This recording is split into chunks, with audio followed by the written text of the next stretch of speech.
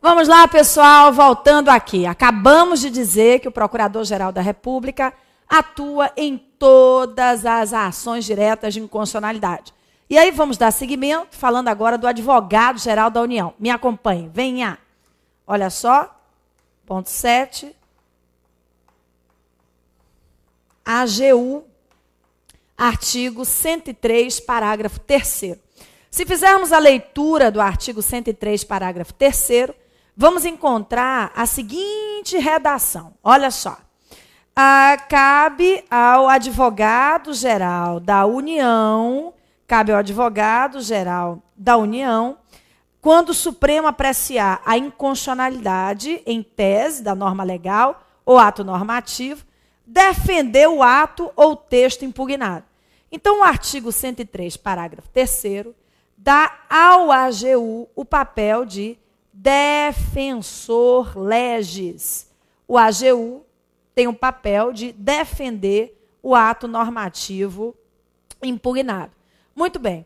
Mas, pessoal, esse papel de defensor legis, ao longo dos tempos, passou a ficar um pouco controvertido. Por que um pouco controvertido? Porque, reflitam, defender obrigatoriamente uma norma flagrantemente violadora da Constituição é ofender a supremacia constitucional. Então, o próprio Supremo já sedimentou em entendimento no seguinte sentido: se houver precedente do Supremo Tribunal Federal no sistema difuso, se houver precedente do Supremo Tribunal Federal no sistema difuso, o AGU não é obrigado a fazer a defesa do texto impugnado. Me acompanhe. Olha só. Segundo a jurisprudência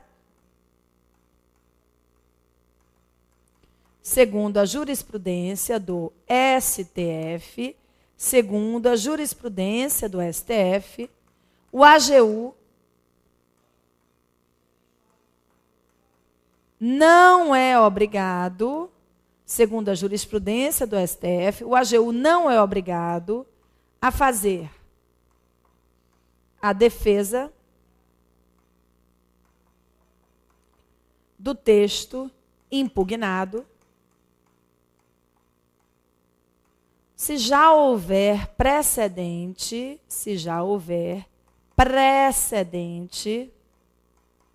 da Corte pela inconstitucionalidade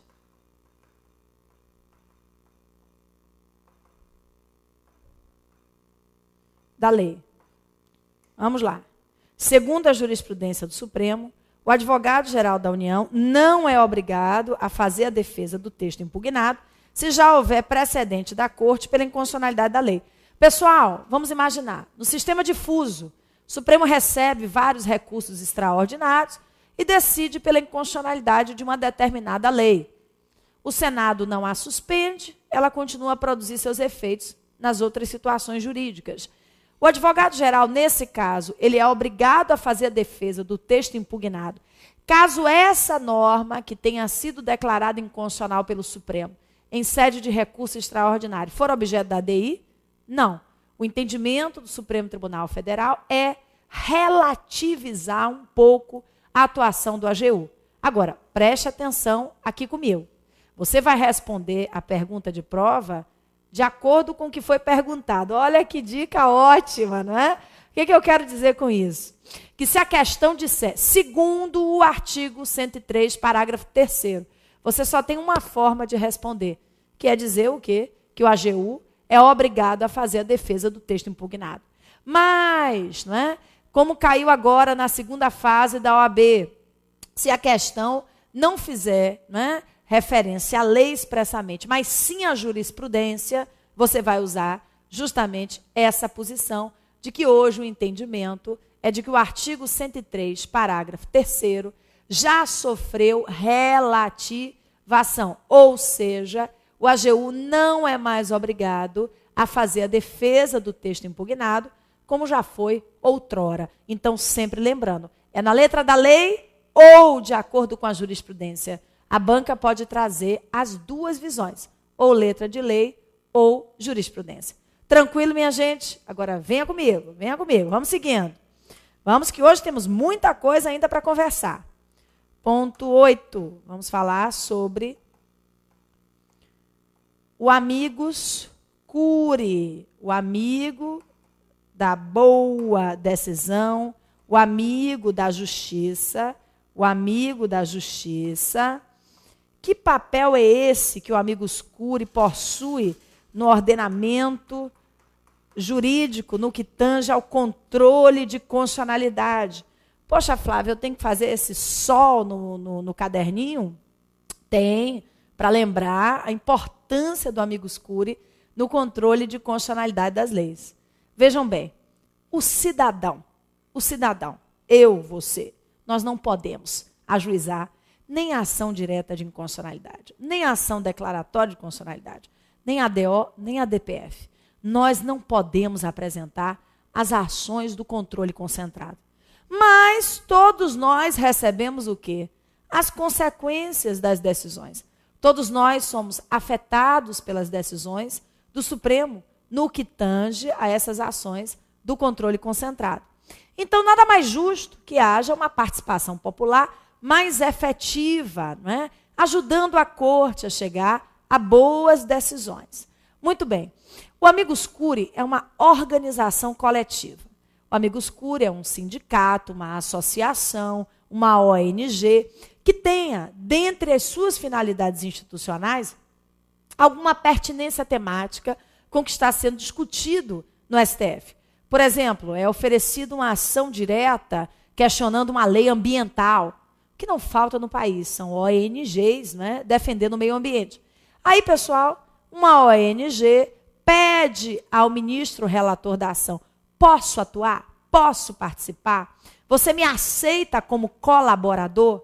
Bem, se o ministro disser que sim, o amigos curiae, o amigo da corte, o amigo da boa decisão, vai apresentar memoriais, perícias, vai, se autorizado, realizar sustentação oral, né? Enfim, o amigos curiae é como se fosse um instrumento de democratização, de ligação entre a sociedade e a jurisdição constitucional. Ô Flávia, mas até que instante o amigos curiae pode pedir para colaborar? O que a jurisprudência do STF vem dizendo? Que até a data da remessa dos autos para julgamento, até a data da remessa dos autos para julgamento, o amigos curiae pode pedir para participar. Ô Flávia, mas ele é um terceiro interessado, Instituto Processual Típico? Não, gente. O amigos curiae não é um terceiro interessado. O amigos curiae, ele pode até ser considerado um terceiro atípico, mas ele é um colaborador, é um puro colaborador. Ele não se torna parte do processo. Muito bem, então vamos lá. O amigos curiae vai atuar em todas as ações do controle concentrado de constitucionalidade. Já falamos, o amigos curiae vai atuar na súmula vinculante também. E quem é que pode, não é, participar como amigos curiae? As organizações coletivas que tenham, dentre as suas finalidades institucionais, alguma pertinência com o que está sendo discutido na questão. É uma ação sobre meio ambiente, uma associação sobre meio ambiente. É uma lei trabalhista, um sindicato, uma confederação que tenha alguma pertinência com o que está sendo discutido. Agora vamos lá para o quadrinho? Vamos voltar? Olha só, uma pergunta a fazer, né, para todos vocês. Antes uma explicação, depois uma pergunta. Vejam bem, as decisões de mérito do STF nas ações do controle concentrado de constitucionalidade são todas irrecorríveis. Até porque recorreremos a quem? Né? Depois do Supremo, Papai do Céu, Tribunal Divino. Né? O artigo 26 da Lei 9868 de 99 diz que as decisões de mérito, elas são irrecorríveis. As decisões de mérito são irrecorríveis. Muito bem, mas reflitam aqui comigo. Não cabe recorrer, também não cabe oferecer ação rescisória. Quando o Supremo diz, sentencia que a lei é inconstitucional ou que a lei é constitucional, não cabe, de maneira alguma, não cabe de modo algum a questionar, né, essa decisão por meio de recurso, que seria o mesmo tribunal a apreciar o recurso. Sem sentido, não é verdade? Muito bem, mas cabem os embargos declaratórios, os embargos para sanar algum tipo de contradição, algum tipo de omissão. Muito bem. Os amigos cures podem oferecer embargos declaratórios, isso também caiu nessa segunda fase. Na verdade, depois de 16 exames, né, pela primeira vez, a peça de constitucional foi uma peça sem razoabilidade, uma peça, como eu disse nesses últimos dias, completamente ambígua. Mas eu acredito que tenha sido um fato isolado, viu? Porque nós só temos segundas fases de sucesso, de peças fáceis de serem identificadas. Dessa vez, nessa última prova, a banca, eu acho que errou a mão, trouxe uma peça de raiz cível, né, para uma prova de constitucional. Sem muito sentido, muito embora ainda estejamos assim muito confiantes, pelo menos na razoabilidade da correção, né? Na razoabilidade que faltou na hora de fazer a peça processual. Mas, pelo menos, as questões foram questões simples. Inclusive, uma das perguntas é que eu fiz agora a você. Embargos declaratórios. O amicus curiae pode oferecer os embargos declaratórios? Não, não pode, porque o Supremo já decidiu. Amigo curiae não é parte. Amigo curiae é um colaborador. Ele não se torna parte processual. Poxa, Flávia, você já falou tanta coisa. Dá para escrever um pouquinho? Claro que dá. Me acompanhe.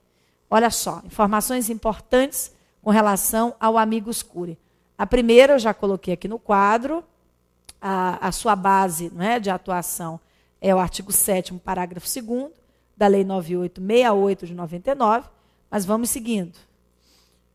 O amicus curiae pode pedir para colaborar. O pedido para colaborar deve ser feito até a data da remessa dos autos, até a data da remessa dos autos para julgamento. O amicus curiae pode pedir para colaborar até a data da remessa dos autos para julgamento. Muito bem, além disso, vamos seguindo. Outras informações. Os amicus curiae não podem, o amigo curiae não pode oferecer embargos declaratórios. O amicus curiae não pode oferecer embargos declaratórios. Outra informação, ele pode atuar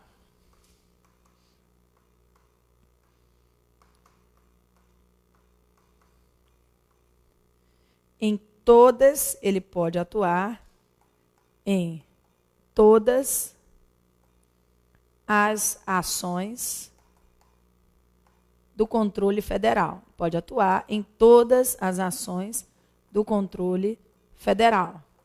ADI, ADC, ADO, ADPF, né?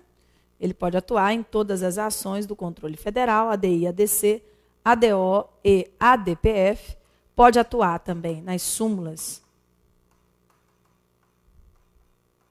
vinculantes. E segundo a orientação do STF, o amicus curiae também pode atuar em sede de representação de inconstitucionalidade. O amicus curiae pode atuar também em sede de representação de inconstitucionalidade, com base no artigo 125, parágrafo 2º. A RI é como se fosse, gente, a ação direta de inconstitucionalidade dos estados. A RI é a ADI estadual, né? É claro que com base na Constituição do Estado. Nós vamos falar um pouquinho dessa peça daqui a pouquinho, tá? Nós vamos falar já já. Quando eu fechar a ADI, antes de entrarmos em ADC, nós vamos falar um pouco da representação de inconstitucionalidade, que foi cobrada, inclusive, na prova retrasada. Então, vamos lá, recapitulando. O amicus curiae, ele pode atuar, olha só, o amicus curiae pode atuar em todas as ações do controle concentrado federal. ADI, ADC, ADO, ADPF. Também pode participar do processo de edição, revisão ou cancelamento de súmula vinculante. E também pode atuar na representação de inconstitucionalidade, em sede de RI. A RI é como se fosse a ADI estadual, com base no artigo 125, parágrafo 2º da Constituição Federal, proposta como parâmetro, né, tendo como parâmetro a Carta do Estado. Mas eu falo dela daqui a pouquinho. Pessoal, tranquilo? Então vamos nós. Vamos que vamos. Esse é o ponto 8. Agora nós vamos para o ponto 9. Vamos para o ponto 9. Cautelar. Cautelar em sede de ADI. Artigos 10 a 12 da Lei 9868 de 99. Preste atenção. Abrindo o artigo 10, a gente encontra o seguinte, que a concessão da cautelar em sede de ADI, suspendendo, não é, os efeitos da norma impugnada, essa concessão da cautelar, ela precisará do voto, em regra geral, do voto da maioria absoluta. Do voto da maioria absoluta dos ministros.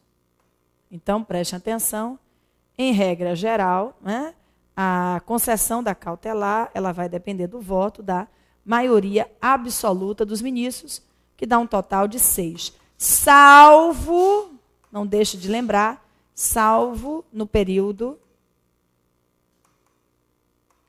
de recesso. No período de recesso,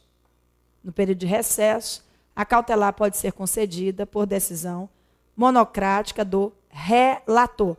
Bora, minha gente, presta atenção. Cabe cautelar em sede de ADI? Cabe. E quantos ministros precisam votar para que a cautelar seja concedida? 6, que é a maioria absoluta dos seus membros. Salvo no período de recesso, porque no recesso o próprio relator pode conceder a suspensão cautelar da norma. Me acompanhe. Olha só, quanto aos efeitos subjetivos da cautelar. A cautelar vai alcançar quem? A todos, não é? Os efeitos subjetivos são erga omnes, se estendem a todas as pessoas. Muito bem, mas vamos nós. Efeitos agora vinculantes. Na Constituição Federal, não há previsão dos efeitos vinculantes. Na Constituição Federal, não há previsão dos efeitos vinculantes. Entretanto, na jurisprudência do STF,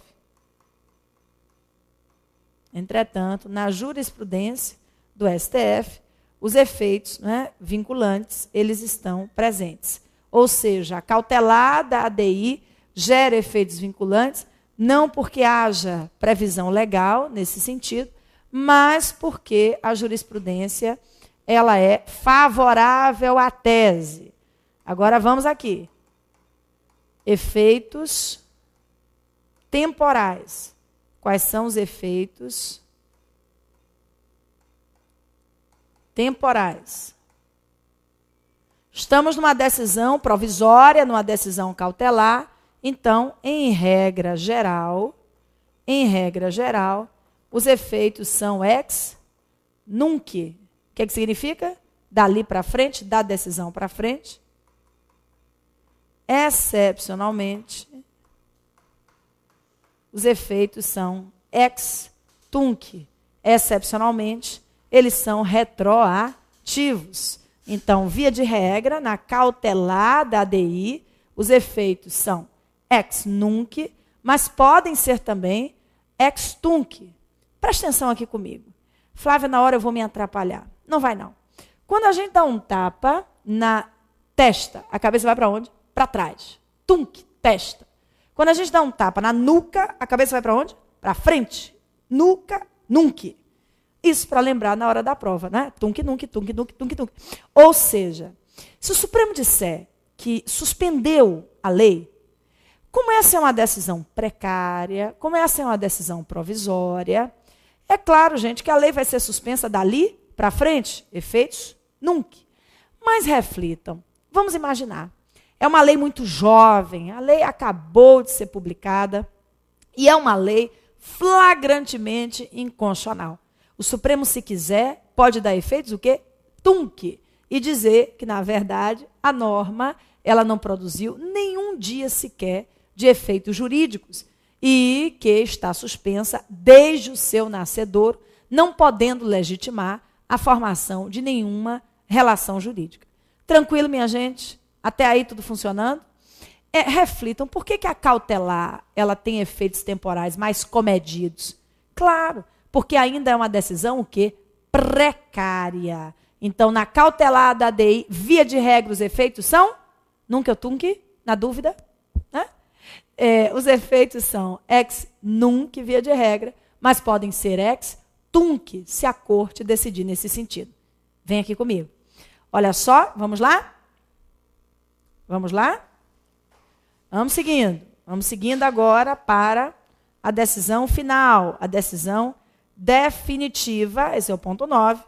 Vamos aqui. Primeiro, vamos falar de ambivalência. Ambivalência, natureza dúplice ou fungível. Ambivalência, natureza dúplice ou fungível da ADI e da ADC. Artigo 24 da Lei 9868/99. Artigo 24 da Lei 9868/99. Preste atenção, essa ambivalência, ela só vai ser observada na decisão final, na decisão de mérito da ADI e da ADC. Pense comigo. O Supremo recebe uma ação direta de inconstitucionalidade, em que se pretende a declaração de inconstitucionalidade da norma. Se a Corte julga improcedente essa ação, a improcedência da decisão final em sede de ADI equivale o quê? Isso, escutei até daqui, equivale à declaração de constitucionalidade da lei. Por sua vez, se o Supremo recebe uma ação declaratória de constitucionalidade, em que se pretende declarar, confirmar a constitucionalidade da lei, e a Corte nega provimento a essa ação declaratória, qual é o resultado disso? O resultado é de que a lei vai ser declarada inconstitucional.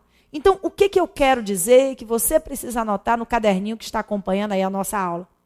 Que em sede de ADI ou de ADC, é possível declarar a inconstitucionalidade ou a constitucionalidade da lei, dada a natureza ambivalente, dúplice ou fungível das duas ações. Repetindo, é possível que se declare a constitucionalidade ou a inconstitucionalidade da lei em qualquer uma das ações. A negativa da ADI é a confirmação de constitucionalidade da lei. A negativa da ADC é a confirmação de inconstitucionalidade da norma. Agora, vamos dar uma olhadinha numa decisão que confirma que a lei é inconstitucional. Vamos imaginar, a ação direta de inconstitucionalidade foi julgada procedente. Quais são os efeitos dessa decisão? Me espere lá no quadrinho que eu já vou, né? Vamos lá? Maravilha, prestem atenção. Aqui nós abrimos o artigo 22 a 28 da Lei 9868/99. Maravilha. Olha só. O artigo 22, ele diz que o quórum mínimo de ministros presentes para dar início à votação é o quórum de 8 ministros. Devem estar presentes pelo menos 8 ministros. 8 ministros devem estar presentes. Quantos precisam para declarar a inconstitucionalidade da lei? Quantos votos? Aí você vai lembrar de um princípio que nós comentamos na aula passada. Como é o nome dele? Fala mais alto. Não escutei. Eu acho que deve existir um problema de comunicação, né? Mas você me escuta bem. Ótimo. Pessoal, princípio da reserva de plenário. Para declarar a inconstitucionalidade da lei, o Supremo precisa decidir com base em quantos votos? 6 votos. É a maioria absoluta da totalidade. Me acompanhe. Então, olha só, o quórum de presentes, não é? O quórum mínimo para iniciar a sessão. O quórum mínimo para iniciar a sessão é o de 8 ministros. Para declarar a inconstitucionalidade da lei, nós temos 6 ministros, em nome do artigo 97 da Constituição Federal. Muito bem, minha gente, vamos lá? Rumo à aprovação. Todo mundo aqui comigo. Maravilha. Agora nós temos o seguinte. Essas decisões de inconstitucionalidade produzem efeitos subjetivos, erga omnes, ou seja, se estendem para toda a sociedade, efeitos subjetivos erga omnes, se estendem para toda a sociedade, mas não é só isso, preste atenção. Os efeitos são vinculantes, na forma do artigo 102, parágrafo 2º da Constituição, e esses efeitos vinculantes, eles vão se estender para todos os órgãos do Poder Judiciário e da administração pública do país. Administração pública direta, indireta, das esferas federal, estadual, distrital e municipal. Os efeitos vinculantes, eles se estendem a todos os órgãos do Poder Judiciário e administração pública. Vejam bem, pessoal, se o Supremo diz a lei é inconstitucional, a partir dali, nenhum juiz ou tribunal pode determinar a sua aplicação. A administração pública também não pode determinar a aplicação da lei já declarada inconstitucional.